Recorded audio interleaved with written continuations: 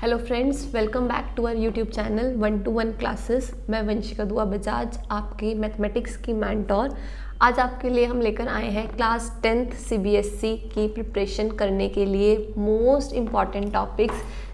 अगर आप प्रिपरेशन कर रहे हैं कंपार्टमेंट एग्ज़ाम 2023 के लिए तो ये वीडियो हो सकती है आपके लिए बहुत ज़्यादा बेनिफिशियल, क्योंकि इसमें आज हम डिस्कस करने वाले हैं कंपार्टमेंट एग्जाम्स के लिए मोस्ट इंपॉर्टेंट टॉपिक्स, जिसको प्रिपेयर करके इजीली आप अपना कंपार्टमेंट का एग्ज़ाम क्लियर कर सकते हैं। तो चलिए बात करते हैं important topics from the chapter 1, that is real number. 10th class का फर्स्ट चैप्टर है रियल नंबर। इसके इंपॉर्टेंट टॉपिक्स की अगर हम बात करें, बहुत ही लिमिटेड सा चैप्टर है, बहुत छोटा चैप्टर है। पहले जब रिलेटेड सिलेबस का पार्ट है अब वो तो टॉपिक, तो जो यूक्लिड डिवीजन लेमा थी वो इसका काफ़ी इंपॉर्टेंट टॉपिक हुआ करता था, बट अब वो टॉपिक डिलीट हो चुका है। तो अब उसके बाद कौन सा इंपॉर्टेंट टॉपिक बचा है इस चैप्टर में से, वो है प्रूफ ऑफ इररेशनैलिटी। इसमें सिंपल क्वेश्चन आता है, prove that √3 is irrational number, prove that √5 is irrational number, और कई बार क्वेश्चन इस फॉर्मेट में भी आ जाता है, प्रूव दैट 2 + 3 √5 इज इरेशनल, मतलब combination of rational and irrational का आ जाएगा और उसको प्रूव करना होगा कि वो इरेशनल होगा। तो इरेशनैलिटी प्रूव करने के लिए आ जाती है, बहुत इंपॉर्टेंट टॉपिक है। इस टॉपिक में से क्वेश्चन जरूर आते हैं एक एग्जाम में। उसके बाद दूसरा इंपॉर्टेंट टॉपिक जो इस चैप्टर में से रहता है, HCF and LCM based question.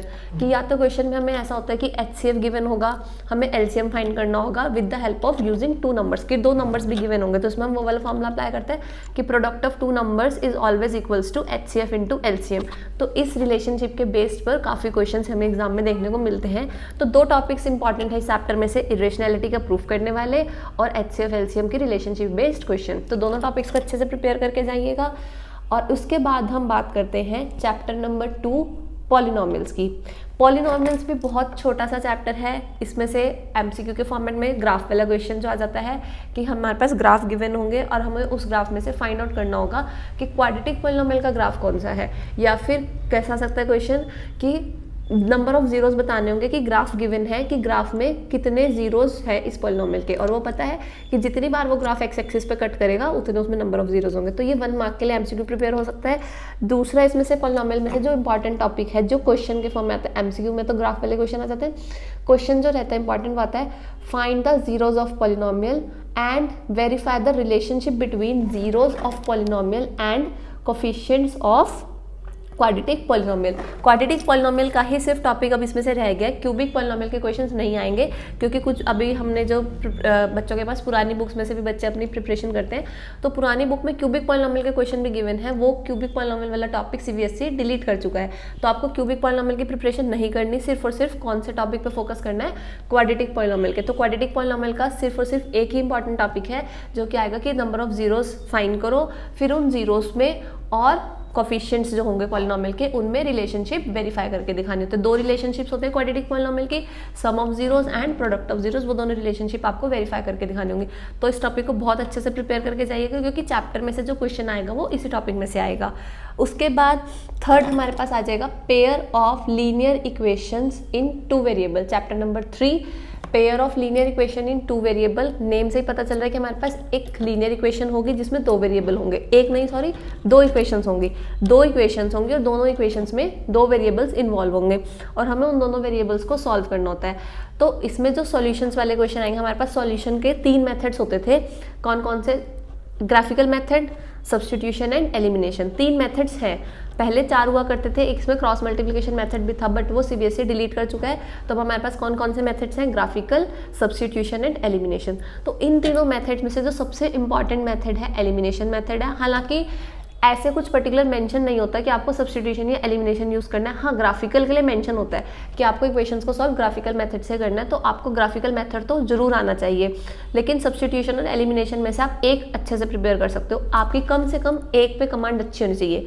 दोनों प्रिपेयर कर सकते हो तो वेल एंड गुड है, बट सब्स्टिट्यूशन और एलिमिनेशन में से एक मेथड, दोनों में से कोई सा भी एक मेथड आप अच्छे से प्रिपेयर कर सकते हो, क्योंकि वहाँ पर मेंशन नहीं होता कि क्वेश्चन हमें किस मेथड से सॉल्व करना है। उसके अलावा इस चैप्टर का जो इंपॉर्टेंट टॉपिक रहेगा वो रहेगा check whether the pair of linear equation is consistent और इनकंसिस्टेंट। इस टॉपिक में से क्वेश्चन जरूर रहता है, बहुत ही इंपॉर्टेंट टॉपिक है चैप्टर नंबर 3 का। कंसिस्टेंसी चेक करने के लिए आती है, और कंसिस्टेंसी चेक करने के लिए हम क्या करते हैं, रेशोज फाइंड करते हैं, रेशोज कोफिशिएंट्स की रेशोज फाइंड करते हैं, A1/A2, B1/B2 एंड C1/C2। और हमारे पास 3 कंडीशंस होती हैं कि whether the lines are parallel, intersecting और ओवरलैपिंग, और वो तीनों रेशोज हम डिसाइड करते हैं कि A1/A2, B1/B2 और C1/C2 में क्या रिलेशनशिप एस्टेब्लिश हो रही है। तो हमें कंसिस्टेंसी वाला टॉपिक बहुत अच्छे से प्रिपेयर करके जाना है। उसके साथ साथ हमें इस चैप्टर में से प्रिपेयर करनी है वर्ड प्रॉब्लम्स। इस चैप्टर की प्रॉब्लम्स हमें देखने को मिलेंगी एग्जाम में लॉन्ग क्वेश्चन के फॉर्मेट में, कि आपको पहले वर्ड प्रॉब्लम को रीड आउट करके उसे समझना होगा, उसे अंडरस्टैंड करना होगा, और फिर उसके बाद लीनियर इक्वेशंस फॉर्म करनी होंगी खुद से। इक्वेशंस हमें गिवन नहीं होंगी, उन इक्वेशंस को फॉर्म करने के बाद उन्हें सॉल्व करना होगा। और वही सॉल्विंग के लिए मेथड हम बताए थे कि सब्स्टिट्यूशन या एलिमिनेशन में से कोई सा भी मेथड आप अप्लाई कर सकते हो। तो इसीलिए कहा था कि आपकी दोनों में से किसी एक मेथड पे कमांड अच्छी होनी चाहिए, क्योंकि वर्ड प्रॉब्लम सॉल्व तभी होंगी जब आपको वो मेथड अप्लाई करना आता होगा। तो दोनों में से एक मेथड अच्छे से प्रिपेयर करना, और उसके साथ साथ इक्वेशंस को फॉर्म करने की प्रैक्टिस, की इक्वेशंस कैसे बनानी है उसकी प्रैक्टिस भी बहुत ज़रूरी है। तो इसकी वर्ड प्रॉब्लम्स बहुत अच्छे से प्रिपेयर करना। और अगर हम इम्पॉर्टेंट वर्ड प्रॉब्लम्स की बात करें, एनसीईआरटी की बहुत सारी वर्ड प्रॉब्लम्स इंपॉर्टेंट हैं, लेकिन कुछ इंपॉर्टेंट प्रॉब्लम्स जो हैं वो है अपस्ट्रीम डाउनस्ट्रीम टाइप क्वेश्चंस जो रहते हैं। अपस्ट्रीम डाउनस्ट्रीम टाइप क्वेश्चंस बहुत रिपीट होते हैं सीबीएसई के प्रीवियस ईयर एग्जाम्स में, आप देख सकते हो। उसके साथ साथ जो स्पीड, डिस्टेंस और टाइम वाले क्वेश्चन होते हैं, जैसे कि ट्रेन वाले क्वेश्चन हैं कि ट्रेन एक पर्टिकुलर स्पीड से चल रही है, फिर उसने अपनी स्पीड इंक्रीज कर दी तो इतना टाइम एक्स्ट्रा लगा। इस टाइप के जो क्वेश्चन रहते हैं ट्रेन वाले, ट्रेन की स्पीड, डिस्टेंस, टाइम वाले, वो क्वेश्चन इंपॉर्टेंट हैं। और उसके साथ साथ इसमें क्वेश्चन के टॉपिक इंपॉर्टेंट रहते हैं। कुछ क्वेश्चन वर्ड प्रॉब्लम ऐसी है कि फिक्स चार्जेस और पर डे चार्जेस होते हैं किसी भी एक पर्टिकुलर एक्सपेंस के लिए, जैसे कि हॉस्टल के हो गए, ऑटो फेयर हो गया, इस टाइप के वर्ड प्रॉब्लम्स भी बहुत देखने को मिलते हैं। तो फेयर वाले जितने भी हैं, चार्जेस वाले क्वेश्चंस, इनकी वर्ड प्रॉब्लम्स को अच्छे से प्रिपेयर करके जाइएगा। तो इस चैप्टर में से वर्ड प्रॉब्लम रहेगी लॉन्ग क्वेश्चंस के फॉर्मेट में, और वर्ड प्रॉब्लम्स को प्रिपेयर करने के लिए आप एनसीईआरटी की वर्ड प्रॉब्लम्स को अच्छे से प्रिपेयर कर सकते हैं। और उसमें से भी जो मोस्ट इंपॉर्टेंट है वो हमने आपको बताई, अपस्ट्रीम डाउनस्ट्रीम वाली, स्पीड डिस्टेंस टाइम वाली एंड चार्जेस वाली, ये 3 टाइप की वर्ड प्रॉब्लम सबसे ज़्यादा इंपॉर्टेंट है। उसके बाद हम बात करते हैं चैप्टर नंबर 4 क्वाड्रेटिक इक्वेशन। तो अब हम चैप्टर नंबर 4 पर आ जाते हैं। चैप्टर नंबर 4 क्वाड्रेटिक इक्वेशन, फिर से लिमिटेड चैप्टर, छोटा चैप्टर है, बहुत ईजीएस्ट चैप्टर में से है, क्योंकि इसमें एक टॉपिक आएगा solving the quadratic equation using factorization. Factorization is the method we will study in class 8th and class 9th। तो आपने वो मेथड 8th में भी सीख लिया, 9th में भी सीख लिया, और अब आपको 10th में भी वही रिपीट करना है। तो आपके उस टॉपिक पे अच्छे से कमांड ऑलरेडी होगी। जहाँ तक लगता है कि अगर आपने 8th 9th अच्छे से स्टडीज़ करी होंगी तो आपके उस टॉपिक पे कमांड होगी। स्प्लिटिंग द मिडिल टर्म वाला जो टॉपिक था उसी को फैक्टराइजेशन बोला जाता है। तो आपको मिडिल टर्म को स्प्लिट करके एक्स की वैल्यूज फाइंड करनी होती हैं। दूसरा इसमें टॉपिक रहता है क्वाड्रेटिक फॉर्मूला का। तो दोनों टॉपिक्स आप अच्छे से प्रिपेयर कर सकते हो, बट अगर हम मोस्ट इंपॉर्टेंट टॉपिक की बात करें तो हमारे पास रहेगा क्वाड्रेटिक फॉर्मूला। दोनों हमारे पास जो है मेथड्स हैं क्वाड्रेटिक इक्वेशन को सॉल्व करने के लिए, 2 मेथड्स कौन कौन से हो गए, factorization and quadratic formula. But अगर इन दोनों में से इंपॉर्टेंट टॉपिक की बात करें तो वो कौन सा रहेगा, क्वाड्रेटिक फॉर्मूला। क्वाड्रेटिक फॉर्मूला में पहले हम डिस्क्रिमिनेंट फाइंड करते हैं और उसके बाद इक्वेशन को सॉल्व करते हैं फॉर्मूला अप्लाई करके। तो ये तो हो गए इक्वेशन को सॉल्व करने के 2 मेथड, जिसमें से हमने आपको मोस्ट इंपॉर्टेंट मेथड बता दिया कि क्वाड्रेटिक फॉर्मूले वाला रहेगा। बट अगर हम इसके सेकेंड इंपॉर्टेंट टॉपिक की बात करें तो इस चैप्टर का सेकेंड इंपॉर्टेंट टॉपिक आ जाएगा discriminant of a quadratic equation and conditions of solution of quadratic equation. Discriminant की 3 कंडीशंस होती हैं। वो 3 कंडीशंस कौन कौन सी होती हैं कि discriminant can be positive, negative और इक्वल्स टू 0। कि डिस्क्रिमिनेंट की जो वैल्यू होती है वो पॉजिटिव भी हो सकती है, ग्रेटर देन 0, नेगेटिव भी हो सकती है और इक्वल्स टू 0 भी हो सकती है। और इनके बेसिस पे हम बता सकते हैं कि जो इस इक्वेशन के सॉल्यूशंस होंगे वो रियल होंगे, नॉट रियल होंगे या रियल एंड इक्वल होंगे। तो तीनों कंडीशंस हैं। तो ये जो तीनों कंडीशंस हैं उसमें तीनों का क्या केस होता है ये अच्छे से प्रिपेयर करके जाना, क्योंकि इस टाइप का क्वेश्चन इस चैप्टर में से जरूर एग्जाम में आता है। किस टाइप का पैटर्न क्या रहता है क्वेश्चन का कि फाइंड द डिस्क्रिमिनेंट एंड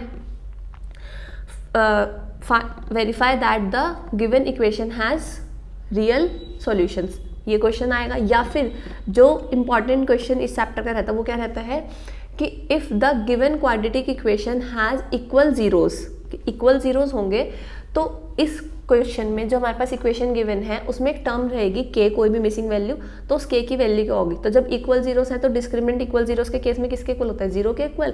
तो डिस्क्रिमिनेंट की वैल्यू हम फाइंड आउट करेंगे और वो जो डिस्क्रिमिनेंट की वैल्यू आएगी वो के की टर्म्स में आएगी और उसको किसके इक्वल रख देंगे, जीरो के इक्वल, और सॉल्व करके हमारे पास के की वैल्यू फाइंड आउट हो जाएगी। सबसे ज़्यादा क्वेश्चन ये वाला आता है इस चैप्टर में से, के की वैल्यू फाइंड करने वाला, कि डिस्क्रिमिनेंट जो है वो जीरो रहेगा तो के की क्या वैल्यू रहेगी। तो ये वाला टॉपिक बहुत अच्छे से प्रिपेयर करके जाना है, डिस्क्रिमिनेंट वाला। उस चैप्टर नंबर 4 में से हमारे पास यही इंपॉर्टेंट टॉपिक्स है, एक तो क्वाड्रेटिक फॉर्मूला और उसके बाद डिस्क्रिमिनेंट की रिलेशंस वाला, कि डिस्क्रिमिनेंट और सॉल्यूशंस के बीच में क्या क्या कंडीशंस रहती हैं। अब उसके बाद हम बात करते हैं चैप्टर नंबर 5 अर्थमेटिक प्रोग्रेशन की।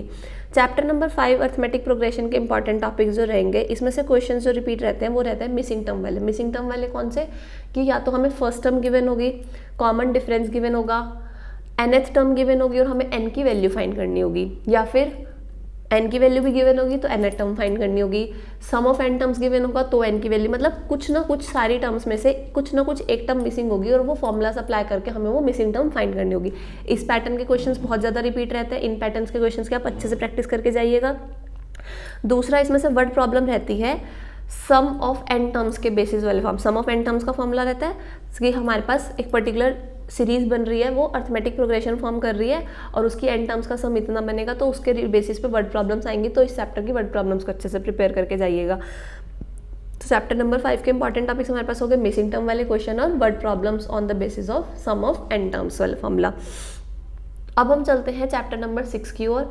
चैप्टर नंबर 6 ज्योमेट्री का चैप्टर है, ट्रायंगल्स। ट्रायंगल्स चैप्टर में हमारे पास सबसे इंपॉर्टेंट जो रहेगी वो रहेगी theorem, BPT, basic proportionate theorem. Most important theorem है पूरे सिलेबस में से। इस थ्योरम के आने के चांसेस बहुत ज़्यादा हाई रहते हैं, क्योंकि एक इंपॉर्टेंट ऐसी थ्योरम है जो लॉन्ग में आ सकती है। बाकी ज्योमेट्री का चैप्टर है सर्कल्स की अगर हम अभी आगे डिस्कस करेंगे तो सर्कल्स की थ्योरम जो है वो शॉर्ट में आएंगी। अगर थ्योरम्स का प्रूफ करने को आता है तो सर्कल की थ्योरम शॉर्ट में रहती है, लेकिन अगर हम लॉन्ग क्वेश्चंस की बात करें तो BPT जो बेसिक प्रोपोर्शनेट थ्योरम है वो लॉन्ग क्वेश्चन में आपको देखने को मिल सकती है। तो इस थ्योरम को बहुत अच्छे से प्रैक्टिस करना है अच्छे मार्क्स कवर करने के लिए। और उसके अलावा जो इस चैप्टर में से क्वेश्चन रहते हैं वो रहते हैं सिमिलैरिटी क्राइटेरिया के। दो ट्रायंगल्स को सिमिलर करने के लिए हमारे पास डिफरेंट क्राइटेरियाज होते हैं, जैसे कि SSS, SAS means side angle criteria. तो बहुत सारे क्राइटेरियाज हैं, लेकिन जो ज़्यादातर क्वेश्चंस रहते हैं वो रहते हैं AA क्राइटेरिया वाले, मीन्स एंगल क्राइटेरिया वाले। तो इन क्राइटेरिया बेस्ड क्वेश्चंस को बहुत अच्छे से प्रिपेयर करना कि दो ट्रायंगल्स हमें सिमिलर प्रूफ करने होंगे AA क्राइटेरिया को यूज़ करके। तो सिमिलैरिटी प्रूफ करने के क्वेश्चंस आएंगे, जरूर आएंगे, अच्छे से प्रिपेयर करके जाना इस वाले टॉपिक को। नेक्स्ट चैप्टर की तरफ चलते हैं, chapter number 7 coordinate geometry. Coordinate geometry बहुत ही छोटा सा और बहुत ही इजी सा चैप्टर है, बहुत इजीली आप इसको प्रिपेयर कर सकते हो। दो ही टॉपिक इसमें है, distance formula and section formula. तो डिस्टेंस फार्मूला और सेक्शन फार्मूला दोनों इंपॉर्टेंट है, लेकिन अगर हम बात कर रहे हैं कि मोस्ट इंपॉर्टेंट टॉपिक्स की जैसे हम बात कर रहे हैं तो सेक्शन फार्मूला के क्वेश्चंस मोस्ट इंपॉर्टेंट रहते हैं। सेक्शन फार्मूला में से भी उस पैटर्न के क्वेश्चन की हमें रेशो गिवन नहीं होगी, हमें क्या गिवन होगा, दोनों पॉइंट्स गिवन होंगे और जिस पॉइंट से डिवाइड हो रही है लाइन सेगमेंट उस पॉइंट के कोऑर्डिनेट्स भी गिवन होंगे। बस हमें रेशो फाइंड करनी होगी कि वो जो पॉइंट है वो उस दोनों लाइन के एंड पॉइंट्स को किस रेशो में डिवाइड कर रहा है। इस पैटर्न के क्वेश्चन आ सकते हैं, बाइसेक्ट वाले क्वेश्चन आ सकते हैं, 1:, मिड पॉइंट वाले बेस पे क्वेश्चन आ सकते हैं। तो section formula is the most important topic from the coordinate geometry. फिर हम बात करते हैं chapter number 8 trigonometric functions. Chapter number triangles तो हम चैप्टर नंबर 6 पर डिस्कस कर चुके हैं। चैप्टर नंबर 8 जो आ जाएगा ट्रिग्नोमेट्रिक फंक्शंस। ट्रिग्नोमेट्री के नाम से बच्चे सुन के घबराना स्टार्ट कर देते हैं। ट्रिग्नोमेट्री बहुत बड़ा कुछ है, ट्रिग्नोमेट्री कुछ भी नहीं है, बहुत ही इजी चैप्टर है।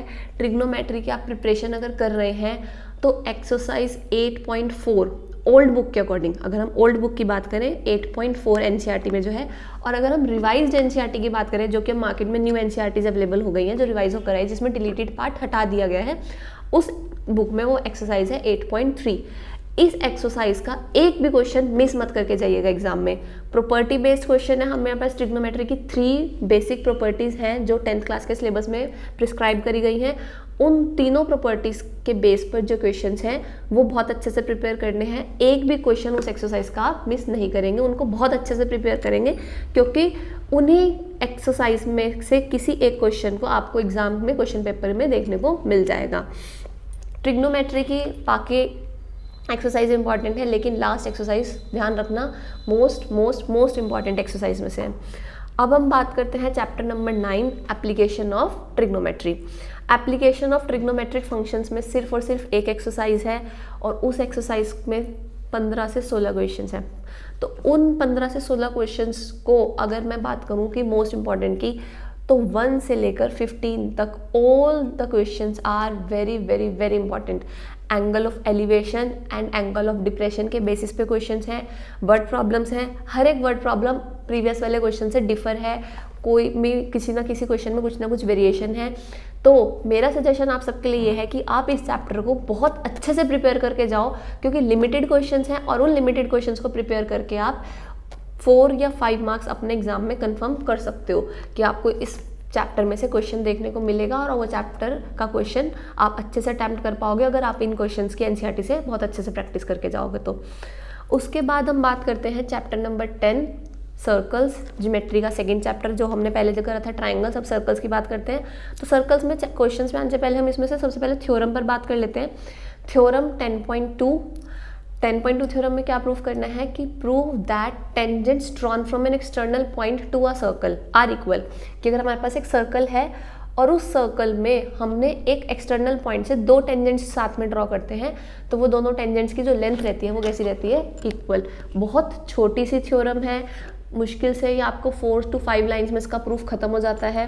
तो इतनी छोटी सी थ्योरम को प्रिपेयर करने में 5 मिनट से ज़्यादा टाइम नहीं लगेगा, आप इसको जरूर प्रिपेयर करके जाइएगा, थ्योरम का प्रूफ आ सकता है। थ्योरम 10.1 जो है वो सिर्फ और सिर्फ थ्योरेटिकल है, उसको एज सच इंपॉर्टेंस देने की नीड नहीं है कंपैरेटिव टू थ्योरम 10.2। तो थ्योरम को अच्छे से प्रिपेयर करना, उसके साथ साथ आप इसकी 10.2 के लास्ट 5 क्वेश्चंस, जो 10.2 एक्सरसाइज है उसके लास्ट 5 क्वेश्चंस को बहुत अच्छे से प्रिपेयर करके जाना। लास्ट 5 क्वेश्चंस जो हैं सारे के सारे क्या हैं, इंपॉर्टेंट है। वो चाहे आप न्यू बुक में से देखो चाहे ओल्ड बुक में से, दोनों बुक्स में चैप्टर बिल्कुल सेम है, कुछ भी डिलीट हुआ ही नहीं है इस चैप्टर में से। तो दोनों बुक्स में जो लास्ट के 5 क्वेश्चंस हैं वो बहुत अच्छे से प्रिपेयर कर लेना। और फिर हम बात करते हैं चैप्टर नंबर 11। अगर हम चैप्टर नंबर 11 की बात करें ओल्ड बुक में से, तो ओल्ड बुक में चैप्टर नंबर 11 था कंस्ट्रक्शन, जो कि डिलीटेड है। कंस्ट्रक्शन में से हमें कुछ भी प्रिपेयर नहीं करना, कंस्ट्रक्शन चैप्टर ही सिलेबस में से डिलीट कर चुकी है सीबीएसई। लास्ट ईयर भी डिलीट था और इस ईयर भी डिलीट है। उसके बाद रिवाइज बुक में बात करें तो जब वो चैप्टर सीबीएसई ने डिलीट कर दिया, तो जो रिवाइज एनसीईआरटी आई है उसमें वो चैप्टर गिवन ही नहीं है। तो जो न्यू एनसीईआरटीज है, रिवाइज एनसीईआरटीज है, उसमें चैप्टर नंबर 11 जो है वो है एरिया रिलेटेड टू सर्कल, जो कि ओल्ड बुक में क्या रहेगा, chapter number 12, area related to circle के इंपॉर्टेंट टॉपिक्स। इसमें जो हमारे पास फॉर्मूलाज रहेंगे, 2 फॉर्मूलाज इसमें यूज होते हैं, कौन कौन से, area of sector and area of segment. तो एरिया ऑफ सेक्टर और एरिया ऑफ सेगमेंट आपको निकालना दोनों अच्छे से आना चाहिए। और इसमें जो सेंट्रल एंगल्स रहते हैं, सेंट्रल एंगल्स रहेंगे 60, 90 एंड 120। लिमिटेड एंगल्स हैं आपके पास, सिर्फ 60 डिग्री वाले क्वेश्चंस आएंगे, 90 वाले आएंगे या फिर 120 वाले आएंगे। तो सिर्फ 2 ही टॉपिक्स आपको इसमें एरिया ऑफ सेक्टर और एरिया ऑफ सेगमेंट को अच्छे से प्रिपेयर करना, आपको दोनों आने चाहिए निकालने के लिए। ओल्ड बुक का नेक्स्ट चैप्टर की तरफ चलते हैं, तो वो हो जाएगा चैप्टर नंबर 13 और न्यू बुक का नेक्स्ट चैप्टर हो जाएगा चैप्टर नंबर 12। तो वो चैप्टर रहेगा सरफेस एरिया एंड वॉल्यूम। अब सरफेस एरिया एंड वॉल्यूम में जो आपने सरफेस एरियाज निकालने सीखे थे, वॉल्यूम्स निकालने सीखी थी 9th क्लास में, क्योंकि हमारे पास फिगर है, क्यूब है, उसका सरफेस एरिया कैसे निकालते हैं, क्यूबॉइड है, उसकी वॉल्यूम कैसे निकालनी है। तो अब आपने एक सिंगल ऑब्जेक्ट लिया, एक सिंगल ऑब्जेक्ट का सरफेस एरिया या वॉल्यूम निकालनी सीख ली थी, कोन थे, सिलेंडर्स थे। लेकिन अब 10th क्लास में आपको क्या करना है, 2 फिगर्स को कंबाइन कर देना है और उन दोनों फिगर्स का क्या निकालना है, इधर सरफेस एरिया या वॉल्यूम। तो इसमें जो सबसे ज़्यादा क्वेश्चंस रहते हैं वो रहते हैं कॉम्बिनेशन ऑफ सिलेंडर या फिर सिलेंडर, हेमिस्फीयर एंड कोन। तो ये तीनों टॉपिक्स अच्छे से करना कि सिलेंडर, हेमिस्फीयर और कोन के फॉर्मूले आपको अच्छे से प्रिपेयर होने ही होने चाहिए। हालांकि इसमें topics cube, cuboid, sphere, hemisphere, cone, cylinder सारे टॉपिक्स कवर करने हैं, लेकिन जो इंपॉर्टेंट हमारे पास फिगर्स रहते हैं वो कौन कौन से रहते हैं, कोन, सिलेंडर एंड हेमिस्फीयर। इन तीनों टॉपिक्स को अच्छे से प्रिपेयर करना कि इन तीनों में से किसी भी 2 फिगर्स को कंबाइन करके उसकी वॉल्यूम क्या रहेगी ऑब्जेक्ट की, या फिर उसका सरफेस एरिया क्या रहेगा। और नेक्स्ट चैप्टर की तरफ मूव करते हुए चलते हैं, चैप्टर है जो स्टैटिस्टिक्स ओल्ड बुक में चैप्टर नंबर 14, न्यू बुक में चैप्टर नंबर 13। स्टैटिस्टिक्स में हमारे पास 3 टॉपिक्स थे, मीन, मीडियन एंड मोड। तीनों टॉपिक्स हमें मीन निकालना आना चाहिए, मीन के फॉर्मूलेस, मीडियन का फॉर्मूलेस, मोड के फॉर्मूलेस। तो तीनों के फॉर्मूलेस अच्छे से याद होने चाहिए। तो सबसे ज़्यादा हमारे पास जो क्वेश्चन इसमें रहता है इंपॉर्टेंट, वो रहता है मिसिंग फ्रीक्वेंसी वाले क्वेश्चन। मिसिंग फ्रीक्वेंसी का क्वेश्चन रहता है मीडियन के, मीडियन गिवन होगी आंसर हमारे पास, और हमें मिसिंग फ्रीक्वेंसी फाइंड करनी होगी, या फिर मीन के मिसिंग फ्रीक्वेंसी के क्वेश्चन।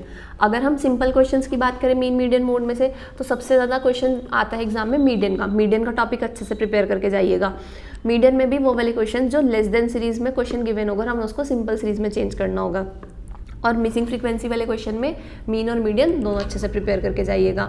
इसमें ज़्यादा चांसेस रहते हैं स्टैटिस्टिक्स वाले में मिसिंग फ्रीक्वेंसी का क्वेश्चन एग्जाम में आने का, क्योंकि सिंपल क्वेश्चन तो हर बच्चा अटैम्प्ट कर लेगा। अगर किसी भी बच्चे को फॉर्मूलेस लर्न है तो वो सिंपल क्वेश्चन अटैम्प्ट कर लेगा, बट मिसिंग फ्रीक्वेंसी का क्वेश्चन ज़्यादा इंपॉर्टेंट रहता है, एग्जाम में रिपीट होता है। और अब हम चलते हैं अपने लास्ट चैप्टर की तरफ। ओल्ड बुक में chapter number 15 and new book में चैप्टर नंबर 14, जो रिवाइज एनसीईआरटीज़ है। Chapter number 15 probability. प्रोबेबिलिटी इतना इजी चैप्टर है कि आप इसको एनसीईआरटी से पूरा प्रिपेयर कर सकते हो, कुछ भी टाइम नहीं लगेगा। बट स्टिल, जैसे कि अब हम बता रहे हैं कि इंपॉर्टेंट टॉपिक्स डिस्कस करने हैं, तो कुछ ना कुछ इंपॉर्टेंट तो इसमें से बताना पड़ेगा। तो जो चैप्टर प्रोबेबिलिटी है उसमें से जो इंपॉर्टेंट क्वेश्चंस रहते हैं वो रहते हैं card based question. Card based question आपको पता है, well shuffled deck of 52 cards, 52 cards होते हैं, उसमें से हमें प्रोबेबिलिटी फाइंड करने को जाती है। Number of aces, probability of ace, diamond, queen, मतलब किसी भी उसकी प्रोबेबिलिटी पूछ लेते हैं किसी भी कार्ड की।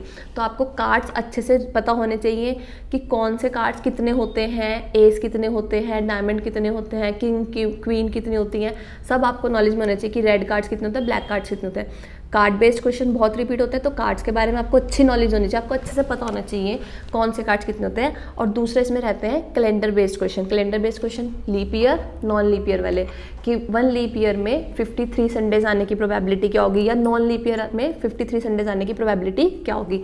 तो ये प्रोबेबिलिटी के 2 टॉपिक्स इंपॉर्टेंट है, एक तो कार्ड बेस्ड क्वेश्चन और कैलेंडर बेस्ड क्वेश्चन। बाकी चैप्टर ईजी है, आप अच्छे से इसको प्रिपेयर कर सकते हो।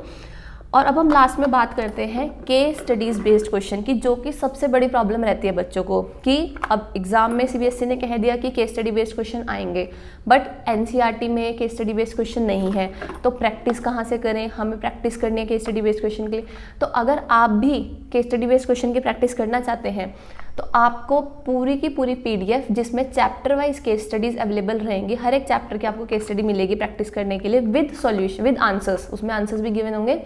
उस पीडीएफ को डाउनलोड करने के लिए आप डिस्क्रिप्शन में दिए हुए लिंक से 1-to-1 क्लासेस की ऐप डाउनलोड कर सकते हैं, और उस ऐप पर आपको पीडीएफ अवेलेबल हो जाएगी, जो कि केस स्टडी बेस्ड क्वेश्चन उसमें आपको मिलेंगे।